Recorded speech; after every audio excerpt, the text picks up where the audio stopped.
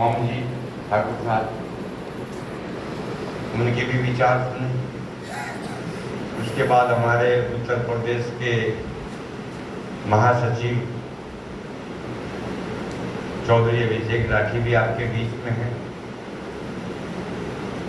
उनके भी विचार सुने। और हमारे एक जैसा ही गांव से निकले है करवट,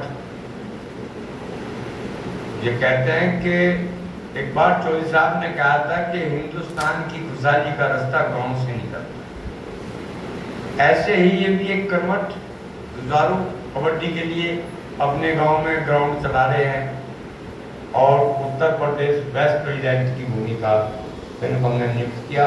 हर मीटिंगों में जहाँ जहाँ भी हमें इंडिया कबड्डी की मीटिंग में जाना पड़ता है, तो आपके जिसमें आप लोगों ने चुनकर के इनको प्रेसिडेंट वाइस प्रेसिडेंट का कार्य दिया।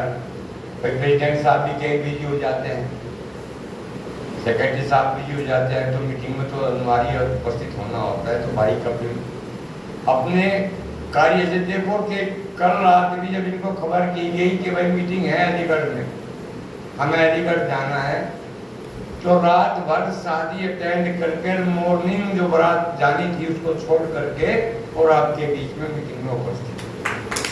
तो बधाई है कि आप उनको तहे दिल से, कि जो अपने परिवार से मिलने के लिए, अपने परिवार को पढ़ाने के लिए अपने, हम लोग छोटी छोटी बहाना ले लेते हैं, लेकिन जिसको करना होता है वो कभी चूकता नहीं। भाई कपिल भी बीच में है, उनके विचार सुनिए कि परिवार को कैसे संयुक्त किया जाता है।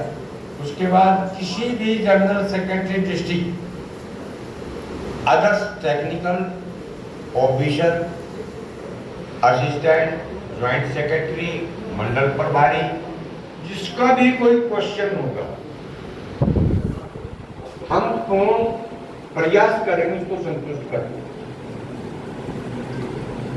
तो मेरा अनुरोध है मान्यवर टेक्निकल चेयरमैन लक्ष्मीकांत जी से कि वो आए और चंद शब्दों से मार्गदर्शन।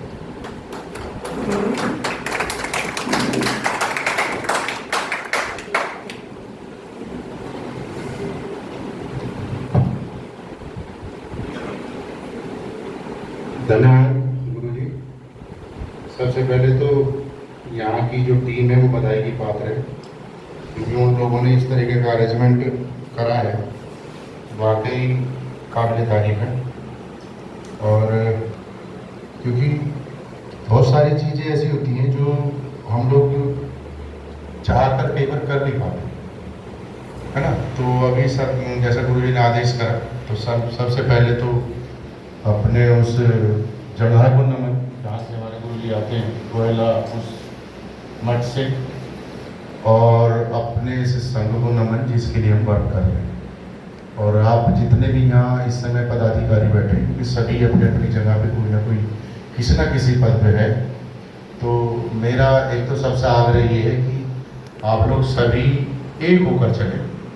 और कई बार हमारे बीच में किसी तरीके की कुछ चीज़ें आती हैं सोशल मीडिया के द्वारा, या वैसे फौरन कई बार आ जाती है, फ़ोन के द्वारा आ जाती है, तो हम उन पर विश्वास न करें। डायरेक्ट कई बार क्या होता है कि मैंने एक से बात सुनी और दूसरे के कान तक वो पहुंचा दी। अगर किसी कंसर्न व्यक्ति से कोई बात है तो आप डायरेक्ट उसी से बात करें, बीच में किसी से ना करें, सीधा उसी से करें। ये मेरा एक सजेशन है, मानना ना मानना तो आपकी बात है, क्योंकि किसी भी संस्था को चलाने के लिए ट्रांसपेरेंसी बहुत जरूरी है।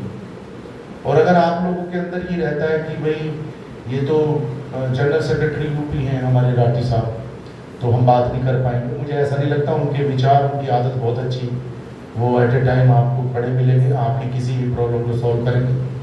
डिस्ट्रिक्ट जिन लोगों ने संभाले हुए हैं, अब सबसे बड़ी जिम्मेवारी, जैसा मैं समझता हूँ गुरु जी, इस समय सबसे बड़ी जिम्मेवारी हमारे सामने में है चुनाव। ऐसा ही है, सहमत हो तो एक बार जरूर यस करें, तो मुझे भी लगेगा कि मैं ठीक बोल रहा हूँ या मैं गलत बोल रहा हूँ। तो चुनाव की सबसे बड़ी जिम्मेवारी है। और जितने भी जिला सचिव यहाँ बैठे हैं, एक बार हाथ ऊपर करें जरा।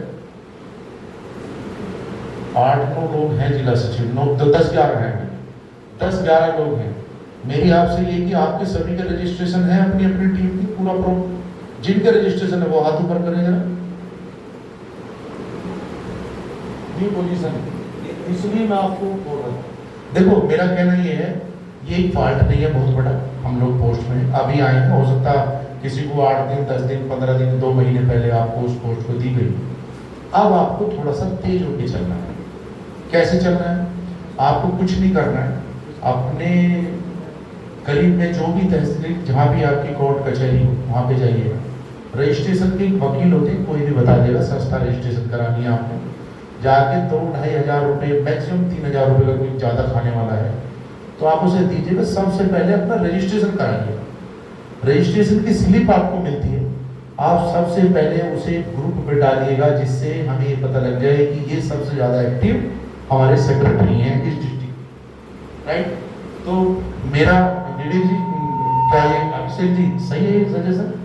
तो दूसरा ये कि जैसे आप उसे कर लेते हैं तो इसका एक समय सीमा बताएं, आप लोग बताएं। ये खुला मंच है, क्योंकि मीटिंग का मंच खुला मंच होता है। आप बताएं सभी लोग कि क्या ये मतलब हम कितनी जल्दी कर सकते हैं। अगर मैं डेट या समय दूं तो अगर एग्री है तो हाथ उठाएं, एग्री नहीं है तो आप डिस्कस करके मना करें उसे। मेरा अपना सजेशन है कि आज संडे है, Monday Tuesday Wednesday court I think 3-4 लोग तक वर्क करती है। जो वकील होते हैं वो घर में भी वर्क करते हैं।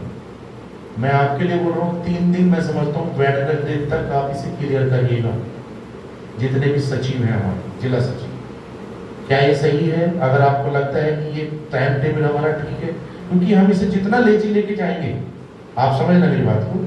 अगर मैं किसी को ये बोल दूं कि नहीं कर लेना, है ना, हो जाएगा आप कर लेना भाई साहब, तो उसके लिए भी कर लेगा की पोजीशन होती है कि हम चले गए कर लेंगे देख लेंगे। तो देख लेने वाली पोजीशन क्या होती है, वो डामाडोल होती है, वो दिन निकालते जाती है, क्योंकि थोड़ा सा कंफर्ट जोन ले लेता है।